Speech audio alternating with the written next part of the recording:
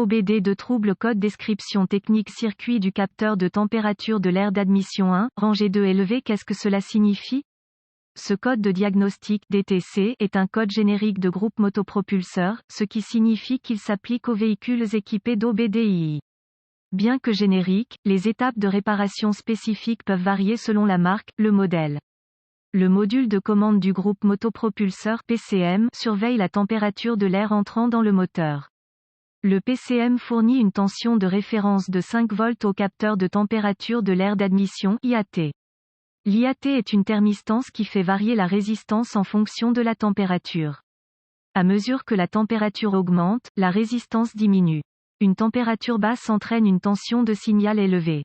Lorsque le PCM voit une tension de signal supérieure à 5 volts pour le capteur IAT de la banque 2, il définit ce code de contrôle du moteur P00AD. La rangée 2 est le côté du moteur qui ne contient pas le cylindre croisillon 1.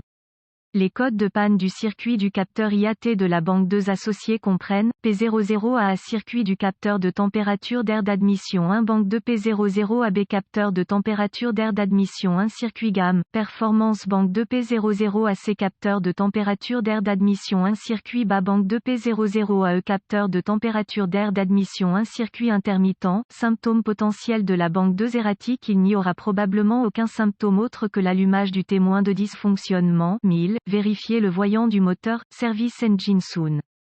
Cause. Un code P00AD peut signifier qu'un ou plusieurs des événements suivants se sont produits. Capteur IAT de la banque 2 défaillant en interne, connexion défectueuse à la cellule 2, capteur IAT ouvert dans le circuit de masse IAT ou le circuit de signal, court-circuit à la tension dans le circuit de signal IAT ou le circuit de référence faisceau IAT ou câblage acheminé trop près d'un câblage haute tension, par exemple, alternateur, câble de bougie, etc.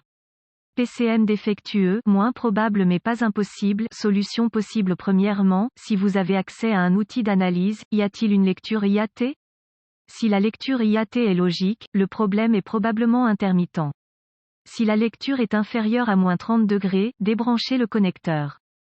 Installez un cavalier entre le signal du connecteur de faisceau et les circuits de masse.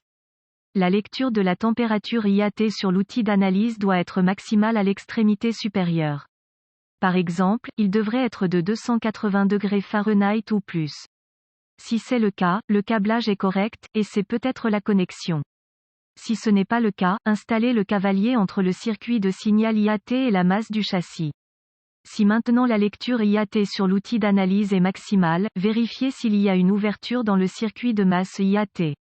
Si vous n'obtenez aucune lecture sur l'outil d'analyse, il est probable que le signal du capteur soit ouvert ou que la référence de 5 volts soit manquante. Vérifiez en utilisant un DVOM, voltmètre numérique, pour une référence de 5 volts. Si c'est le cas, débranchez le connecteur du PCM et vérifiez la continuité sur le circuit de signal IAT entre le connecteur PCM et le connecteur IAT.